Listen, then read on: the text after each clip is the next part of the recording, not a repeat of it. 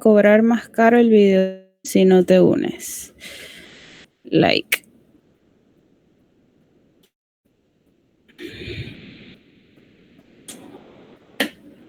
Ok.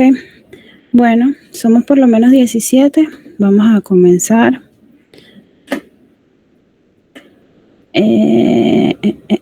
Aquí. Ok, muchachos, bienvenidos a mi versión de glomerulopatías. Esto, si ven, solamente va a ser el apartado donde hablamos de las enfermedades glomerulares. No voy a tratar la parte vascular del riñón, tampoco voy a tratar tumores renales. Por cierto, Eileen, que todavía me los debes, no sé cuándo me los irás a pagar.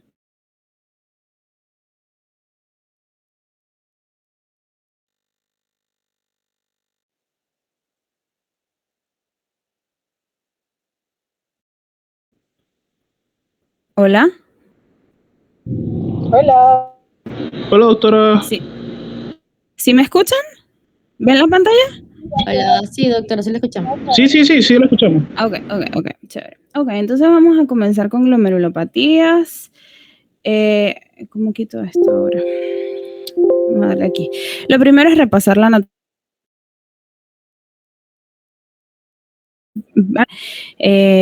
Tiene una distribución anatómica que para ustedes es nueva, porque el lugar en donde se presentan cada una de las patologías varía microscópicamente.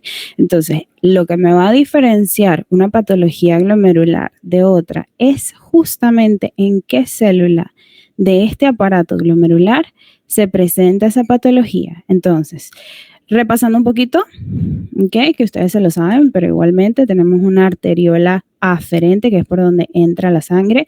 Ustedes saben que el glomérulo es un entramado vascular, un montón de vasitos sanguíneos que están en forma como de bulto, y cuando ustedes lo cortan, digamos así, ¿ok? Van a ver es la luz de los capilares que están, ¿ok? Entonces, ya teniendo el corte, tienen sus arteriolas eferentes y aferentes, que es donde entra y sale la sangre. Saben ustedes que existe una cápsula de Bowman, que es la que recubre, ¿ok?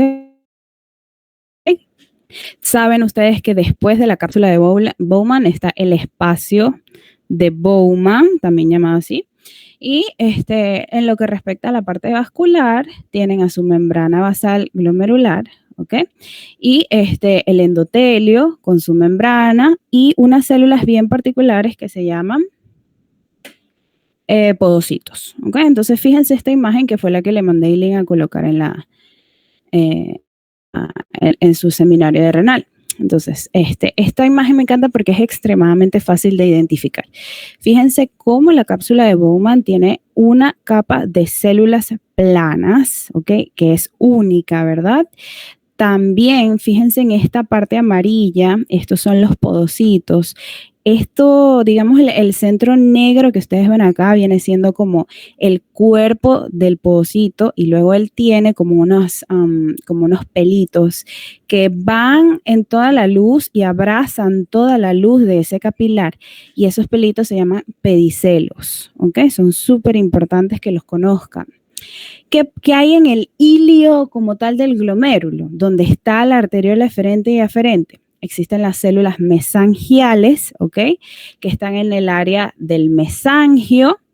¿Qué hay ahí? Bueno, células mesangiales y la parte matriz, la matriz mesangial, que viene siendo como lo que sostiene esas células mesangiales, ¿ok? Que están aquí en el medio. ¿Qué más es importante? Bueno, saber que dentro del capilar glomerular, células endoteliales, ¿ok? Simplemente quédense con la cápsula de Bowman, quédense con el podocito con sus pedicelos, que son los amarillos, quédense con las células mesangiales con su matriz en el medio, ¿ok? Y la parte endotelial, ¿ok? Entonces, esta imagen está en su clase. Vamos a comenzar utilizando una de las imágenes que están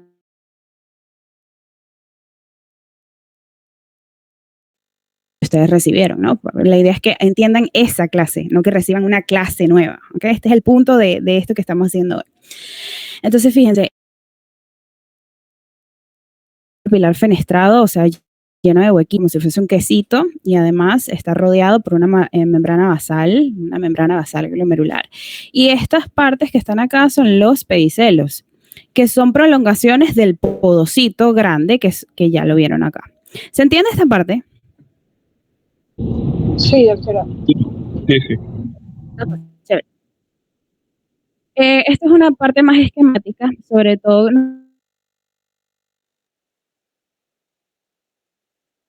donde hay depósitos de inmunocomplejos. Entonces, por ejemplo, ahí te van a decir que los depósitos son de tipo subepiteliales o subendoteliales. Bueno, esta es una imagen esquemática donde van a estar los depósitos, ¿ok? Aquí tienen el podocito con su pedicelo, aquí tienen el mesangio, viene siendo esta parte, tienen el capilar glomerular y aquí dentro pasa la sangre. Pero vamos a obviar esto primero y nos vamos, ok, esta es la versión histológica de nuestro glomérulo normal, donde está la E, es la arteriola eferente, donde está la A es la arteriola aferente. Tenemos en púrpura, en violeta, las células mesangiales mezcladas con su matriz. Tenemos capilares glomerulares que se ven como luces vacías que están acá, ¿ok? Con sus membranas basales. Vemos la cápsula de Bowman teñida de azul con el espacio de Bowman acá en el interior de la capa. Igual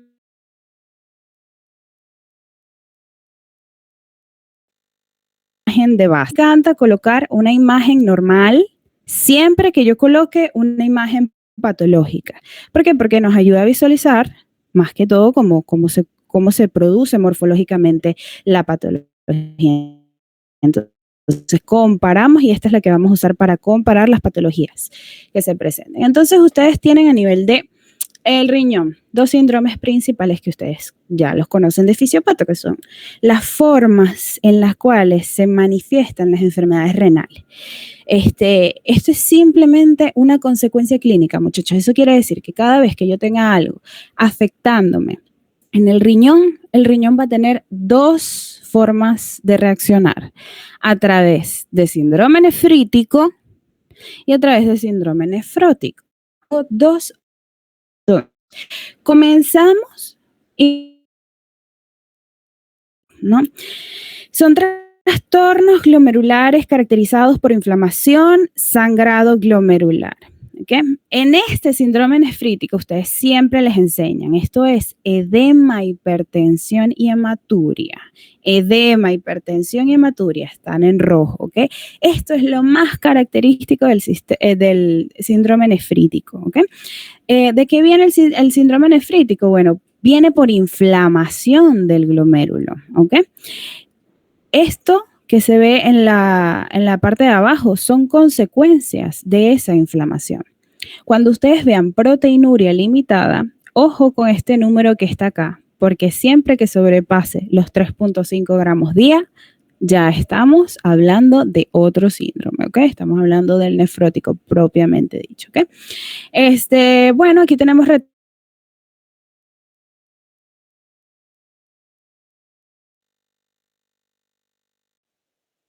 agua, que a su vez me aumenta la volemia, entonces me causa la hipertensión, y además me voy a encontrar en ese examen de orina cilindros de eritrocitos y eritrocitos dismórficos, ¿ok? Entonces, eso es lo que nosotros llamamos hematuria. Ustedes saben que la hematuria puede ser macroscópica o microscópica. Macroscópica sí la veo en el momento en que el paciente orina. Microscópica sí necesito un examen de orina, ¿ok? Para diagnosticarlo. Básicamente esa es la forma de diferenciarlo, ¿ok? Entonces el síndrome nefrítico en su clase, ustedes les dieron estas tres patologías. Fíjense qué simple se ve cuando lo ponen así en una lámina más simple. Tienen la glomerulonefritis postestreptocócica. Tienen la glomerulonefritis rápidamente progresiva, esa no se la dieron, ¿ok? Esta es una complicación de la postestreptocócica. Y la enfermedad de Berger, ¿okay? Que es la nefropatía por IgA. Esas, principalmente estas dos, son las patologías que ustedes van a considerar para síndrome nefrítico. Entonces vamos a revisar un poquito una de ellas. Tienen primero la glomerulonefritis postestreptocócica, ¿ok?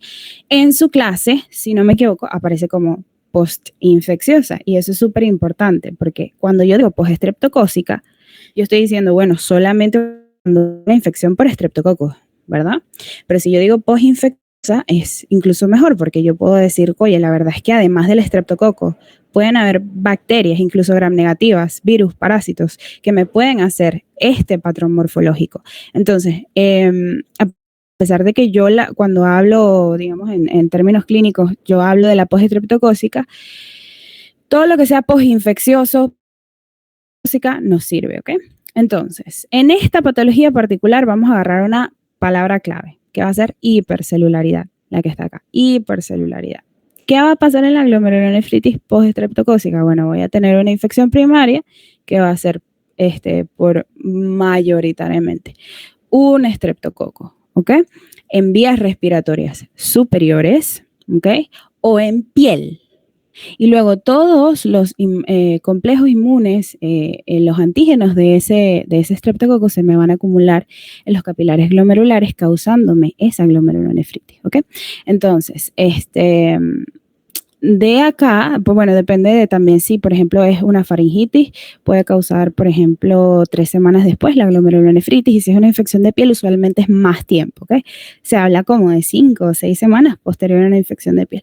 El punto es que esta patología siempre va a tener algo que vino primero, ¿ok? Ese estreptococo que vino primero, esa infección que vino primero. ¿Y por qué se caracteriza morfológicamente? Fíjense su glomérulo normal y fíjense la cantidad de células están en esta parte de la imagen. La mayoría de esas células, si se dan cuenta, tienen como un núcleo extremadamente azul, extremadamente púrpura. Y nosotros sabemos por nuestro laboratorio de tipo comienza a verse el órgano como azulito, como moradito oscuro, la mayor parte de las veces se tratan de células inflamatorias, y tiene todo el sentido del mundo, ¿ok? Porque entonces son los neutrófilos, son los linfocitos que están respondiendo ante una infección que hubo anteriormente, ¿ok? Entonces, ¿cuáles son los hallazgos anatomopatológicos que aparecen en su clase? 1, infiltración por leucocito, neutrófilo o linfocito, por inflamación. ¿Tiene sentido? Claro que tiene sentido. Lo vemos comparado con el glomérulo normal. El glomérulo es hipercelular, ¿ok? Proliferación de las células endoteliales y mesangiales. ¿Ustedes se acuerdan dónde estaba el mesangio? ¿Ok? La parte mesangial es la que está en el medio, ¿ok? El mesangio con sus células mesangiales y su matriz mesangial prolifera, y por eso también se ve lleno. Proliferación de células mesangiales y la formación de semilunas. Ahora, ¿semilunas dónde? ¿Cómo se forman? Primero que tienen que saber es que las semilunas solamente se van a presentar en las formas avanzadas de esta enfermedad, ¿ok? Es un glomérulo que no pudo contener la infección, es un organismo que no pudo contener todos esos depósitos, y luego evolucionó. ¿Y cuál es la evolución? Bueno, ahí están las semilunas. Son formaciones, déjenme pintárselas. Aquí. Son formaciones que vienen de la proliferación ilimitada de esas células que inicialmente están proliferando. ¿Sí la ven? ¿Se dan cuenta de cuáles son las semilunas? Sí, doctor. sí, doctora. Deben como si el endotelio que estuviera aquí, ¿verdad? Como que este endotelio comenzara a proliferar, y entonces crea como este patrón en semiluna. Esto es característico de la glomerulonefritis rápidamente progresiva, que viene siendo la primera complicación de esa enfermedad postestreptocócica, ¿ok? Entonces, esta es la formación de semilunas. Eso es lo, digamos, más característico de este tipo de enfermedad. Entonces, tienen otro ejemplo acá, su glomérulo normal. Vean cómo se ve en la segunda imagen, y esta es una parte con inmunofluorescencia donde se pintaron los inmunocomplejos. ¿Qué dice su clase? Bueno, anatomía patológica. Proliferación de las células mesangiales y endoteliales del glomérulo. ¿Entendemos esa parte? Sí. Sí. Infiltrado en neutrófilos. Glomerulonefritis exudativa. ¿Exudativa por qué? Porque tiene precisamente la infiltración de estas células polimorfonucleares que responden a infecciones. Linfocitos y macrófagos en áreas intersticiales y tubulares. ¿Tiene sentido la infiltración? Sí, porque vengo de una infección previa. Inmunofluorescencia de depósitos granulares de C3, que es parte del complemento, IgG en el mesangio.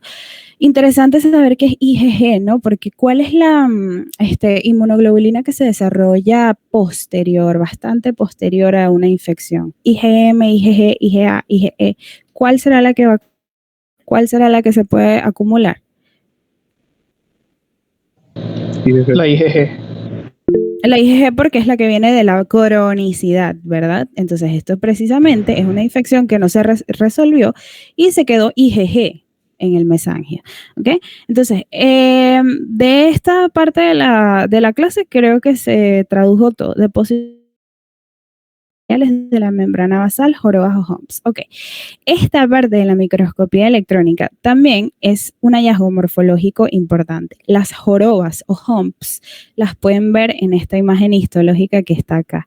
El problema es que esto usualmente solamente lo vamos a ver en microscopía electrónica, que son las imágenes grises que les voy a estar presentando. Entonces, por eso yo le decía a Aileen, vete a lo micro, vete a lo súper,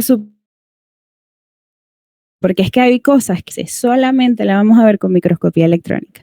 ¿Ven estos circulitos como rosaditos que están aquí en la membrana basal? Esos son los depósitos de IgG. ¿Ok? Entonces, esto es característico de la glomerulonefritis postinfecciosa, acá postestreptocóxica. ¿Ok? Esto es lo único que es súper inmunología. Entonces, nefrítico. ¿Ok? La glomerulonefritis rápidamente progresiva, les dije que era una complicación de la cóxica, ¿ok? Y ahí aparecen las semilunas. Y luego les queda la patología que se llama nefropatía de Berger, por IgA, ¿ok? Entonces, la nefropatía de Berger es quizás la más frecuente en todo el mundo, por eso tienen el mundito aquí en la esquina superior izquierda. Acá su imagen del glomérulo normal versus la imagen del glomérulo patológico con enfermedad de Berger. Las características anatomopatológicas de esta patología vemos proliferación de células y matriz mesangial. Entonces, ¿dónde va a estar el problema? En el mesangio netamente, ¿ok? Puede ser leve, moderada o severa. Y lo particular de Berger es que va a ser un depósito de IgA. Si quieren ser súper exquisitos, bueno, ustedes dicen subclase IgA1, ¿ok? Pero IgA es suficiente. ¿Dónde se va a acumular? En el mesangio. ¿Y cómo lo vas a detectar? Por inmunofluorescencia, ¿ok? Entonces, ¿por qué?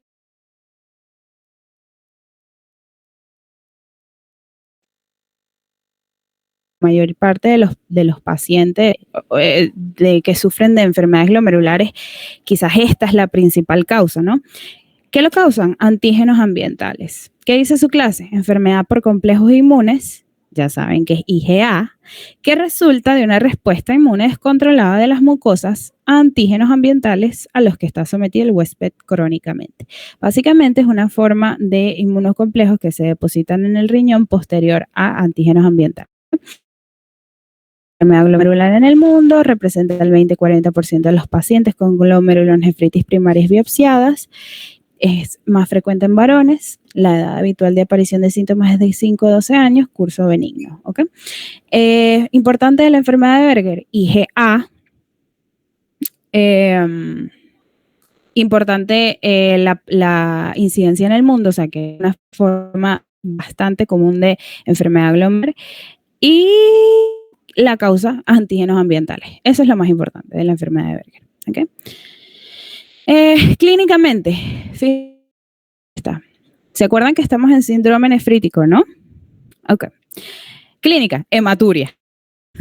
Hematuria macroscópica, recurrente, asociado generalmente a infección respiratoria. ¿Ok? Imagínense este paciente que viene de viajar en avión y entonces tiene un antígeno ambiental de ese tipo, además de polvo, polen, un montón de cosas, desarrolla una infección respiratoria y luego comienza y debuta con una hematuria, de repente puede tener hipertensión arterial y ya todas las manifestaciones que ustedes conocen del síndrome nefrítico. Entonces, fíjense, hematuria, ¿tiene sentido? Sí, porque estoy en síndrome nefrítico. Hematuria microscópica, persistente, chévere. Importante, lo que está en rojo, se los subrayé en rojo, porque seguramente cuando lean van a decir, doctora, pero nefrítico, ¿cómo es que voy a tener síndrome nefrótico?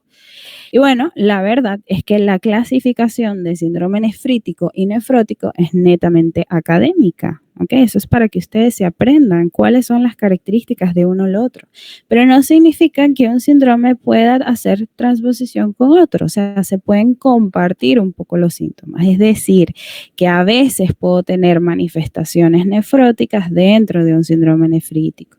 Lo tratamos de separar por formas académicas. Daño en el riñón puede ser, miren, puede significar pues la parte nefrítica que ustedes conocen, pero también de repente se puede presentar con alguna característica clínica del síndrome nefrótico. Entonces es más como lo que les decía en la clase de los linfomas, más como un espectro, pero vamos a encasquetar esto a los síndromes nefríticos. Entonces, en algunos pacientes se presenta como síndrome nefrítico agudo, correcto, insuficiencia renal aguda. Doctora, ¿con qué me quedo? Te quedas con síndrome nefrítico. En la enfermedad de Berger es nefrítico. ¿Okay? Si no me crees, fíjate cómo dice en la segunda parte, síndrome nefrótico aparece generalmente en el curso de la enfermedad, pero del 10 a 30%. El 70% hay pérdida. Esto es un síndrome nefrítico, ¿va? Niveles séricos de IgA polimérica están significativamente elevados. ¿Cuál es el sentido de esto? Bueno, esto es una enfermedad por depósito de IgA, que vas a tener IgA sérica elevada, ¿ok? ¿Tiene sentido? ¿Tiene sentido? ¿Está claro? Sí. Sí, doctora, tiene sentido. ¿Seguimos? ¿Paramos? ¿Seguimos? ¿Paramos?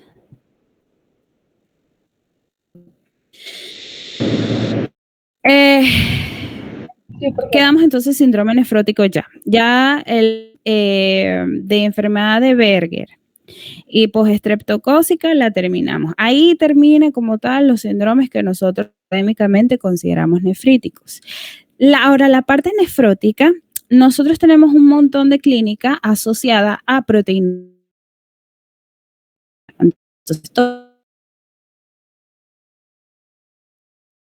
trabajo es pérdida de la presión oncótica, ¿ok? Básicamente por esa proteinuria de más de 3.5 gramos. Vas a tener, además, lo clásico es la hipercolesterolemia, con su, por supuesto, la hipoalbuminemia. Entonces, síndrome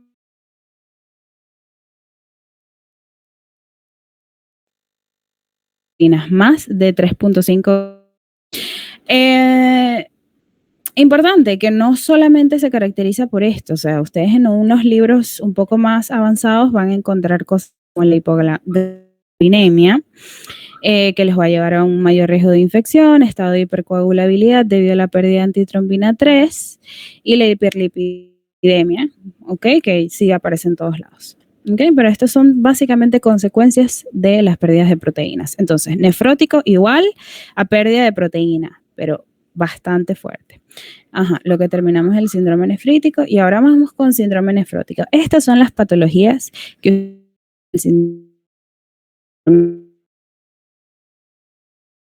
lo cual de cambios mínimos es la glomeruloesclerosis. Está en rojo porque no es nefritis, está en E porque es esclerosis. Glomeruloesclerosis focal y segmentaria, nefropatía membranosa y la glomerulonefritis membranoproliferativa. Además, también se incluye en el nefrótico la amiloidosis y saben ustedes que los pacientes diabéticos desarrollan nefropatía, se llama así, nefropatía diabética. Los diabéticos se meten en el rango nefrótico, pero no se lo dieron en la clase, entonces ustedes no se metan para allá. Cambios mínimos, focal y segmentaria, membranosa, membranoproliferativa. Entonces comienzan de cambios mínimos a tener cambios observables a microscopio óptico. Eso es lo más importante que tienen que saber. ¿Por qué? Porque les pueden poner un choice de un montón de cambios microscópicos y le pueden poner como opción a enfermedad de cambios mínimos y solamente hay un mínimo cambio que es el borramiento difuso que se acepta. Más nada. Si además del borramiento tiene algo más, no es enfermedad de cambios mínimos. Entonces tienen aquí a nuestro amigo, vamos a llamarlo Julián. Julián tiene 3 años, es el representante de la enfermedad de cambios mínimos porque es súper frecuente en los niños en edades comprendidas. Entonces, ¿cuál es la característica anatomopatológica? Dice, esto es de su clase, por cierto, lo copio y lo pegué aquí para explicárselos. Borramiento difuso de las prolongaciones de las células epiteliales viscerales, llamados podocitos, detectables solo con el microscopio electrónico, en los glomérulos, obviamente, que tiene un aspecto prácticamente normal en el microscopio óptico. Ustedes se acuerdan de esta imagen que veíamos al principio de la clase, ¿no? Cuando teníamos un endotelio fenestrado, la membrana basal glomerular y tenemos prolongaciones esto difuso de las prolongaciones. Básicamente lo que me estoy refiriendo es que estas verdes, que son los pedicelos, se fusionan entre sí. Y si los ven en esta parte de la imagen, se van a dar cuenta que, arriba, donde les estoy señalando, esta es lo normal, ¿ok? Tienen su membrana basal glomerular. Díganme algo, ¿ustedes ven el pointer? ¿Ustedes ven mi cursor? Sí. Sí, doctor. No. Sí.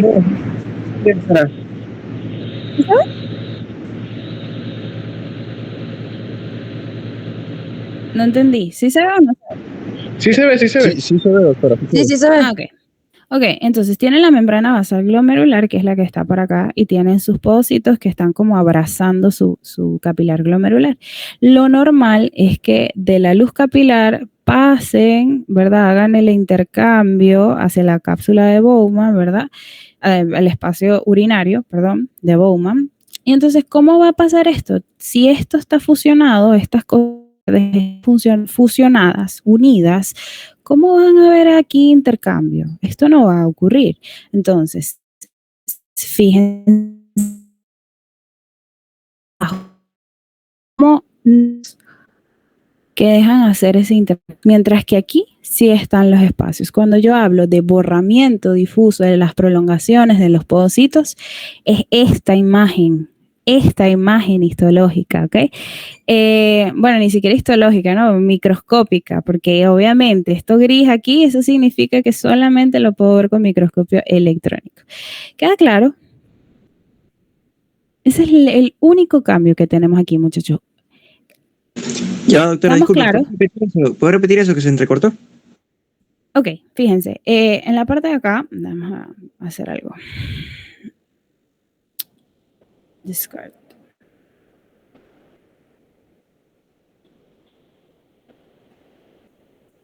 Fíjate acá, en esta imagen, nosotros tenemos la membrana basal glomerular y tenemos la luz del capilar, es decir, la sangre llega en esta parte que está aquí, y aquí tenemos el espacio urinario, que es donde se supone que ocurre el intercambio y ya aquí se filtra la orina, lo que termina siendo orina, ¿no? Estas prolongaciones que ustedes ven acá se llaman podocitos, que ustedes las conocen porque ya se las presenté acá, y son estas mismas, ¿ok? En la enfermedad de cambios mínimos, lo único que va a ocurrir es que van a unir estas dos estructuras que son los podocitos. Entonces, ¿cuál es el problema de que estas dos, por ejemplo, se unan? Que este espacio que voy a tener acá en el medio de estas dos, que antes me estaba sirviendo para hacer el ultrafiltrado, ya no va a estar, ¿ok? Y de ahí va a venir la patología glomerular. Se va a manifestar, yo te voy a decir, vamos a poner aquí otra vez, por el borramiento de los podocitos. Entonces, mira aquí ahora cómo se van a ver. ¿Ves espacio acá? Como para que ocurra el ultrafiltrado. ¿Tú ves espacio? No hay espacio. Ok, básicamente esas son las diferencias. Ya va, Discord, yo sí soy gafa, ¿vale? ¿Cómo estoy haciendo esto? Ok, ¿se entiende? Enfermedad de cambios mínimos, borramiento difuso. Sí, doctora. Ok, seguimos entonces. Esto es lo que dice su clase, fíjense, afecta particularmente a niños y adultos jóvenes. Aquí tenemos a nuestro representante de los 3 años, edad promedio 3.5 años, es más común en varones, aquí como el representante. Clínica, hematuria microscópica, se encuentra hasta en el 36% de los casos confirmados histológicamente. ¿Qué pasa con esto? Porque, doctora, estamos en un síndrome nefrótico, ¿por qué ocurre la hematuria? Bueno, porque estamos en lo que se llama un rango nefrótico, pero no significa que no puedo tener manifestaciones nefríticas. Sin embargo, te puedes ver los porcentajes y si te das cuenta y volteas la tostada, te das cuenta de que es más o son menos los pacientes que presentan hematuria. ¿Ok? Imagínate acá abajo incluso dice hematuria macroscópica es rara, o sea, no ocurre incluso la HTA, la hipertensión arterial. ¿Okay? Son manifestaciones propiamente que son nefróticas, pero de vez en cuando puedes conseguir hematuria microscópica, es lo que yo diría.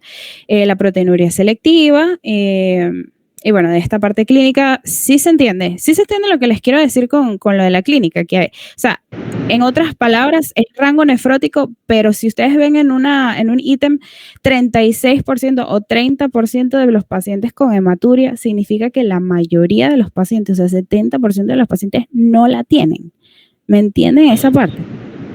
O sea, que a pesar, sigue siendo mayoritariamente síndrome nefrótico, porque la mayoría de los síntomas de un síndrome nefrítico no están presentes en la mayor parte de los pacientes. Exacto. Pero es raro, ¿no? Porque entonces estamos en un síndrome nefrótico donde solamente te hablan de hematuria, de presión arterial. Entonces el que lea esto sin saber va a decir, pero estamos hablando de hematuria, estamos hablando de presión arterial, estamos hablando de esto para mí es nefrítico, ¿qué hago yo aquí hablando? O sea, ¿qué es esto? Pero no es así. ¿Cómo? Ese mismo fui yo, no entendía. Era como extraño, como una cosa loca, pero mira aquí los porcentajes. 30% tienen hematuria. Eso quiere decir que el 70% no. ¿Ok? ¿Mejor? Sí, doctor. Ok, entonces lesión glomerular mínima, más que todo síndrome nefrótico. Conseguimos una hematuria microscópica, pero normal. En niños más o menos de 3 años, varones.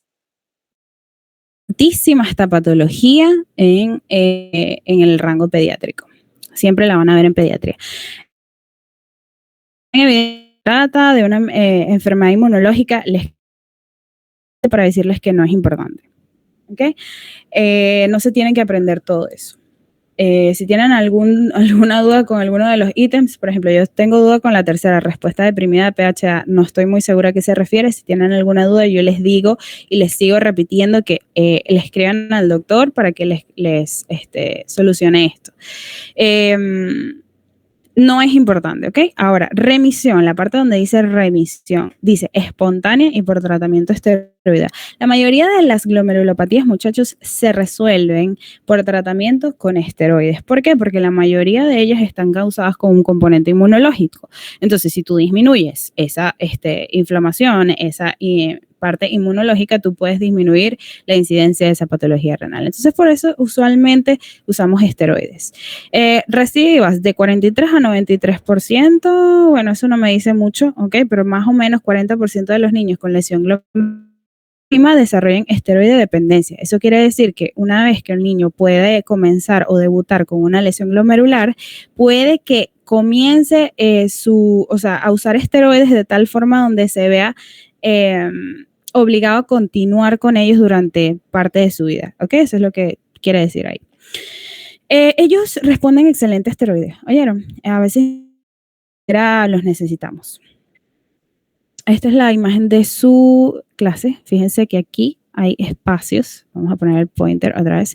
Aquí hay espacios, espacios, espacios, espacios, espacios. Aquí hay otro, aquí hay otro y aquí hay otro. Y aquí está todo fusionado. Este es el borramiento difuso de la lesión glomerular mínima. Entonces, lista la enfermedad de cambios mínimos o lesión glomerular mínima. Cambios mínimos, lesión glomerular mínima. Esclerosis focal y segmentaria. En rojo no es glomerulonefritis y se tiene que meter eso en la cabeza. Ahora, sí, porque es básicamente la manifestación histológica, ¿ok? Anatomopatológica, mejor dicho. Se caracteriza por, adivinen, esclerosis, glomeruloesclerosis focal y segmentaria.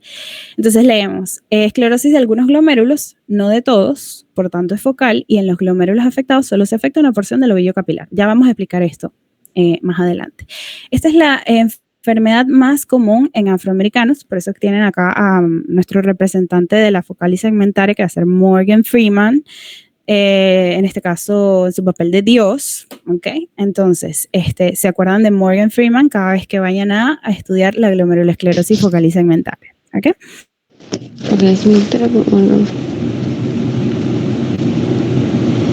¿Qué pasó? ¿Alguien tiene el micrófono prendido?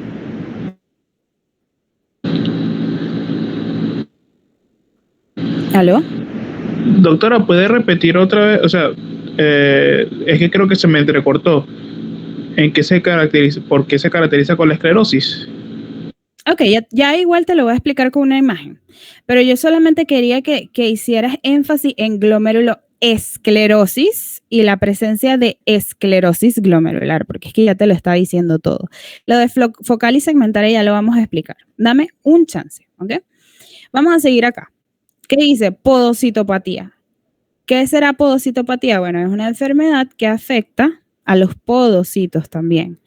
Pueden pasar desapercibidas si la biopsia es insuficiente y a la hipnosis puede ocluir las luces de los capilares y al microscopio electrónico todas las áreas tienen borramiento difuso de los podocitos, ¿ok? Fíjense, esto es algo que ya habíamos visto antes, borramiento difuso de los podocitos. ¿En qué otra patología la veíamos? En la enfermedad de cambios mínimos en los niños, ¿ok?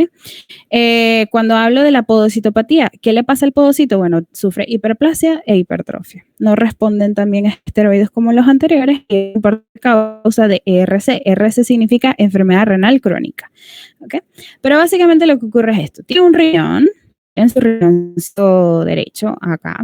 Entonces, y aquí tienen una parte completo, ¿verdad? En sección transversal. En la glomerulosclerosis focal y segmentaria, ustedes van a tener una afectación de una parte del riñón y a su vez de una parte del glomérulo. Entonces, por eso es focal y segmentaria. ¿Se entiende? No, doctora. ¿Más o menos? No entiendo muy bien. ¿No, doctora? Ok, vamos a leer aquí atrás. La glomerulosclerosis focal y segmentaria nos habla de una esclerosis de algunos glomérulos, no de todos, por tanto es focal. Y en los glomérulos afectados solo se afecta una porción del ovillo capilar, por lo tanto es segmentaria. Entonces, si yo usualmente cuando tengo las patologías renales las tengo o puedo encontrarlas en toda la masa glomerular de todo el riñón, en la glomerulosclerosis focal y segmentaria solo voy a tener afectación de glomérulos. Los glomérulos que están en cierta parte del riñón. Y cuando yo saco un tajito vamos a poner, de aquí y los meto al microscopio y los veo con mi tinción de paz, me doy cuenta que no todo el glomérulo está afectado. sino solo una parte. Todo el glomérulo viene siendo lo que estoy pintando en azul. Entonces, la mitad del glomérulo es la que tiene como la afectación. ¿Sí ven? Lo que está más rosadito. Sí, Lo que doctora. está más rosadito viene siendo lo patológico, que es la hialinosis. ¿Ok? Entonces, focal segmentaria significa una parte del riñón o cierta cantidad de glomérulos, y dentro del glomérulo, no todo el glomérulo está afectado, solamente una parte. Glomérulo esclerosis focal y segmentaria. ¿Mejor? Si no, o sea, de verdad yo repito, no hay rollo. Chévere, Sí, doctora. doctora. ¿Sí? Doctora, yo tengo una duda. Ajá. Entonces en la anterior que vimos, que era la lesión de glomerular mínima, y Ajá. ambas son, ok, podocitopatía. ¿Y ambas son fusión y borramiento, o una es borramiento nada más? O sea, el microscopio electrónico, las dos observan esa característica de fusión y borramiento. El borramiento es una fusión. Fusión. Ah, ok. Sí, o sea, cuando lo borras habla de que como que se pega con el otro, entonces se aplanan así y se quedan fusionados. Borramiento, fusión, ¿ok? Ok, entonces, glomerulosclerosis focal y segmentaria, nuestro representante es Morgan Freeman por la población afroamericana, podocitopatías. Ok, vamos a ver qué dice la clase de ustedes. Bueno, aquí tienen una imagen esquemática. Fíjense cómo tienen el glomérulo acá normal con su arteriola distal, arteriola aferente y eferente. Aquí tienen sus células mesangiales, aquí tienen sus luces capilares cortadas de modo transversal, y fíjense que en el lado derecho hay una zona que no es sana, es una zona que sufrió esclerosis. Entonces, de ahí viene la cosa, que es que en la focal y segmentaria no todo el glomérulo va a estar afectado, y no solamente y no todos los glomérulos van a estar afectados. Y de ahí viene este ítem que está acá en esta lámina, que dice, pueden pasar desapercibidas si la biopsia es insuficiente. Imagínense ustedes que la patología se encuentra acá. Entonces, acá donde está la flecha verde. Y yo vengo y agarro una biopsia y la saco de acá, donde se supone que no hay nada. ¿Voy a encontrar patología? ¿Voy a encontrar afectación? No. No. No voy a encontrar porque no estoy sacando la biopsia, o no estoy tomando una biopsia de un lugar donde es donde hay significativos cambios, ¿ok? Entonces es difícil hacer el diagnóstico histológico, porque es que tienes que tener una puntería que ni te cuento. Importante en la aglomeración. Una pregunta. ¿No hay manera como de aproximar dónde hacer esa biopsia? O sea, antes de realizarla. Oye, la verdad no sé, yo diría que, bueno, dependiendo de si puedes hacer como estudios de inmunofluorescencia antes, o de repente si tienes algún, un estudio, ¿cómo se llama? De imagen antes, no inmunofluorescencia, sino de imagen antes. No sé si puedes evidenciar macroscópicamente si tienes una zona afectada que de repente tenga atrofia, esclerosis, algo así, pero usualmente esto es un hallazgo... es una enfermedad que se diagnostica por biopsia, entonces no suele preceder a una rayos X o una resonancia magnética, para nada. Una vez que la biopsia le llega al patólogo renal, el patólogo renal tiene que estar extremadamente pilas, porque imagínense que no vea o no perciba alguno de los cambios. Y si tienes un glomérulo afectado, imagínate, ya tienes que correrle, tienes que decirle al cirujano, mira, conseguí uno, probablemente hay más, vamos a tomar otra biopsia y así. Es complicado hacer el diagnóstico, muchachos. ¿Okay? Esto es parte de su clase. Dice, clasificación patogénica, es una enfermedad primaria de los podocitos. Exacto. Adaptación funcional o estructural, secundariamente defectos hereditarios de la membrana basal glomerular. Vamos a primero este cuadro. Esta enfermedad ocurre de forma primaria y secundaria, ¿verdad? Ustedes saben que lo primario significa que ocurre de la nada o de novo en ese órgano donde estamos hablando. Se debe, por ejemplo, a patologías con una base genética o trastornos genéticos, ¿ok? Se desarrolla a partir de acá. Y la glomerulosclerosis focal y segmentaria secundaria viene posterior a, bueno, la aparición de otra patología.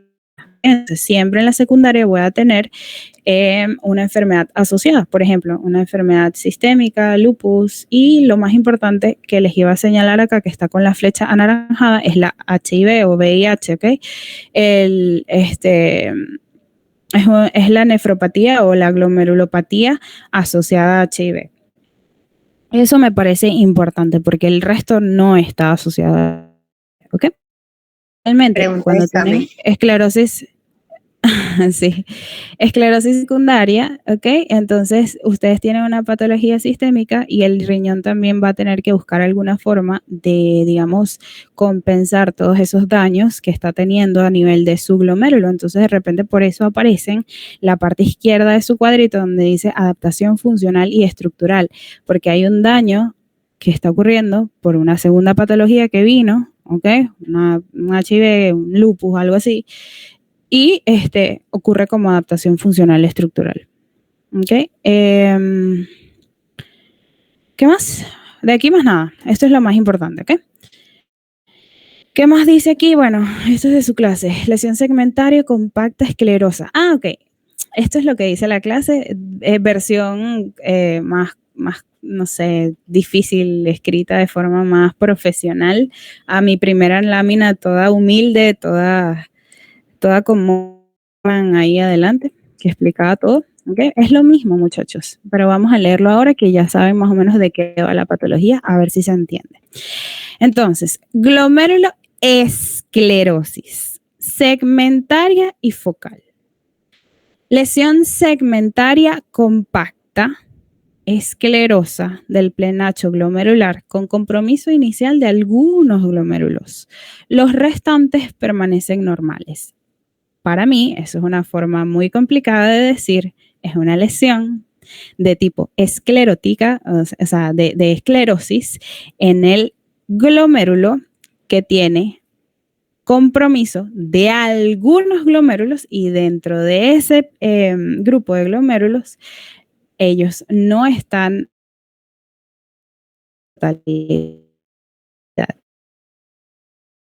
hialinosis, ¿ok? La hialina, la parte de hialina o los depósitos de hialina se parece mucho a lo que hablábamos en nuestra patología de aparato respiratorio, ¿no? Las membranas hialinas que eran esos depósitos de ese material eosinofílico, ¿ok? Que básicamente me restaba función al lugar en donde estaba. Tienen hialinosis. Esa hialinosis, por ejemplo, imagínense que me oblitera, o sea, que me cierra por completo un vaso por donde ocurre ese intercambio, ese filtrado glomerular. Si ese vaso sanguíneo se me oblitera, se me esclerosa, ya no sirve, ¿verdad? Entonces, obliteración segmentaria global de los capilares glomerulares. Y hay otras características como arrugamiento y retracción de la membrana basal glomerular, escaso incremento de matriz intracapilar, y lo que les había dicho anteriormente cuando decías que era podocitopatía. ¿Qué le pasa a los podocitos? Bueno, hay hipertrofia y hiperplasia de ellos. Tienen mitosis, binucleación, gotas hialinas citoplasmáticas. Es básicamente mi misma lámina de Morgan, pero escrito de forma más profesional. ¿Se entiende? Sí, doctora. Sí, doctora. Ok, chévere. Lo que voy a recordar es que Morgan Freeman tiene cáncer, tiene SIDA. Semiotecnia. Ay, yo te voy a extrañar, Oscarina, de verdad. I know, baby, I know. Llorando, de verdad. Ajá, esto está mal aquí, ya va. Esto debería estar en grisecito porque esta vez no lo vieron. Ok. Seguimos en los síndromes nefróticos. Ustedes ya vieron las enfermedades de cambios mínimos. Tienen la glomerulosclerosis focal y segmentaria. Les queda la nefropatía membranosa y la glomerulonefritis membranoproliferativa. En la nefropatía membranosa vamos a tener una afectación de la membrana basal glomerular. ¿Qué le va a pasar? Se va a engrosar. ¿Por qué? Por depósitos inmunes subepiteliales. Si ven acá en la imagen de la izquierda, esta ya, laser pointer, aquí. Esta es la membrana basal glomerular y del lado derecho van a tener, digamos, la parte negra, lo que más se ve como oscurito, va a ser esa membrana basal glomerular teñida con plata, como para que resalte, ¿ok? Y va a estar engrosada. Va a estar, va a tener un grosor anormal. Es la enfermedad glomerular más frecuente en el adulto y sobre todo caucásicos, ¿ok? Quinta y cuarta década de la vida es lo más importante, ¿ok? Fíjense acá la clínica en su clase les dice, esto es una presentación común como síndrome nefrótico, 60% aproximadamente. O sea, eso igual me está diciendo que no todos van a presentar síndrome nefrótico porque es un espectro, porque no es un rango, es como estamos más hacia el lado nefrótico que el nefrítico. Y no es una caja nefrótica y caja nefrítica, ¿ok? 60% de los pacientes van a tener síndrome nefrótico asociado.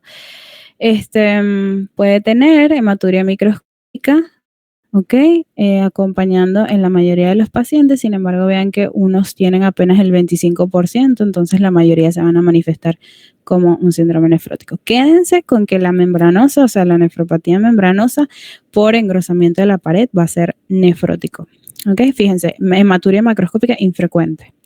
Entonces, anatomía patológica, esto es de su clase, dice, espectro de cambios en la membrana basal glomerular, iniciada por la formación de depósitos inmunes subepiteliales. Generalmente no se acompaña de proliferación glomerular ni de infiltración por células inflamatorias. O sea, eso que veíamos en nuestra primera patología por allá, por la glomerulonefritis postestreptocóxica, donde había una hipercelularidad porque venían todos esos neutrófilos a combatir esa infección, aquí no va a ocurrir. Aquí simplemente voy a tener una proliferación y engrosamiento de la membrana glomerular, ¿ok? Basal glomerular, membrana basal glomerular. ¿Se entiende? Esto es súper sencilla. Sí, doctora. Sí, doctora. Ok, tenemos aquí un caso clínico. Es un niño de 4 años en anasarca, de 15 días de evolución. Tiene una analítica, o sea, tiene un examen de laboratorio, con una proteinuria muy selectiva de 6 gramos en 24 horas, sedimento urinario normal, hipoalbuminemia e hiperlipidemia, acompañado de una creatinina plasmática de 0.6 miligramos decilitros, que es totalmente normal. ¿El diagnóstico más probable cuál es? Nefropatía por cambios mínimos. Exactamente. Les queda entonces la glomerulonefritis membranoproliferativa y aquí nos vamos a utilizar la misma, digamos, el mismo nombre para ubicarnos en tiempo, espacio y persona, ¿no? Aquí vamos a tener un engrosamiento de la membrana basal glomerular, igual que en la nefropatía membranosa, ¿verdad? Ahí tenemos la mitad de la palabra cubierta, o incremento de la celularidad del mesangio. Y de ahí viene la parte proliferativa, porque las células del mesangio van a proliferar. Entonces, si ven en la imagen de la izquierda, van a tener un glomérulo que está, entre comillas, normal, teñido con plata, para que ustedes lo vean, engrosado, negro en la parte de la membrana basal glomerular, está teñida de negro, ¿ok? Y en la parte de la izquierda está ese mismo, digamos, penacho glomerular que lo corté para que lo vieran más o menos a la misma, al mismo aumento, donde se ve como que está primero hipercelular porque el mesangio proliferó, ¿verdad? Está como más unido, está lleno de células, está más tortuoso y hay más componente negro, ¿verdad? Entonces la membrana basal glomerular, que antes era finita, ahora está un poco más como resaltante, está engrosada. ¿Se ve? ¿Se ve en la imagen? Sí, doctora, sí se ve. Ok, entonces básicamente eso es lo que va a pasar con la membranoproliferativa. Ahora, importante de esta patología, que son también enfermedades que tienen clasificaciones. Entonces, la palabra clave aquí son depósitos. Y esto era lo que les decía al inicio sobre una patología que tienen que diferenciar dependiendo de dónde están los depósitos, va a ser tipo 1 o tipo 2. Entonces, en general, La membrana proliferativa va a tener dos tipos, idiopática y secundaria. Cuando es secundaria, ustedes saben que es secundaria a alguna otra patología como desórdenes inmunes sistémicos, neoplasias, enfermedades infecciosas, hepática crónica, etcétera, ¿ok? Pero cuando son idiopáticas, o sea, digamos de nuevo, se presentan por primera vez en el riñón, aparecen de la nada, las vamos a clasificar así: depósitos subendoteliales como el tipo 1 y depósitos densos tipo 2. Actualmente ni siquiera a la tipo 2 se le llama membranoproliferativa, simplemente se llama enfermedad de depósito denso. Y es todo, ¿ok? Entonces, fíjense aquí en esta imagen de la derecha, esta es una imagen de su libro Robbins-Cottram, en donde esto es lo verde es el mesangio, ¿ok? Lo anaranjado es el capilar glomerular. Lo azul viene siendo el podocito con sus pedicelos. Y lo rojo viene siendo la membrana basal glomerular. Lo negro es el depósito. Entonces, si ustedes ven en el tipo 1, que es lo que les estoy señalando, fíjense dónde está el depósito. Está como muy pegadito al endotelio fenestrado, que está como quesito ahuecado aquí, ¿verdad? Entonces, eso que está pegadito al endotelio va a ser subendotelial. Y esa va a ser característica de la tipo 1. Membrana proliferativa tipo 1 es depósito subendotelial. Ahora, doctora, ¿qué se va a acumular ahí? ¿De qué va a ser el depósito? Bueno, va a ser el componente C3 e IgG, ¿ok? C3 del complemento y la inmunoglobulina G, ¿ok? ¿Qué va a pasar? Que va a tener una imagen de doble contorno. Esto es de su clase. La neoformación de una membrana basal rodeando los depósitos ofrece una imagen típica de doble contorno. ¿Doble contorno por qué? Porque se va a hacer un depósito entre el endotelio y la membrana basal glomerular. Y va a quedar ahí. Ahora, si se ponen a ver del otro lado, fíjense que lo negro está como dentro de lo rojo. Entonces, ese se va a llamar intramembranoso. Se ve en la imagen, ¿verdad? Bastante bien. Sí, doctora. Yo lo veo clarito. Ay, no puedo hacer zoom. Bueno, X. Ok, depósitos intramembranosos, fundamentalmente S3, demostrable con microscopía electrónica. Fíjense, por ejemplo, en esta imagen que tienen acá a la derecha. Tipo 2, y aquí tienen como la membrana basal. Y tienen como un depósito negro que se metió ahí como en el medio, ¿no? Aquí está también. ¿Lo ven en la imagen? Lo ven aquí como intramembranoso, como dentro de la membrana basal glomerular. Eso va a ser característico de la enfermedad membranoproliferativa de tipo 2. La tipo 1 se queda bajito, cerca del endotelio. Muchachos. Esa es mi versión de patología renal. ¿Ok? Espero que les haya servido.